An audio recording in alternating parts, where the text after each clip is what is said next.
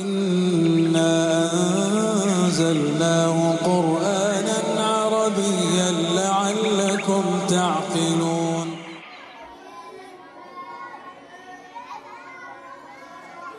أعوذ بالله من الشيطان الرجيم. إن أصحاب الجنة اليوم في شغل فاكهون هم وأزواجهم في ظلال على الأرائك متكئون لهم فيها فاكهة ولهم ما يدعون سلام قولا من رب رحيم.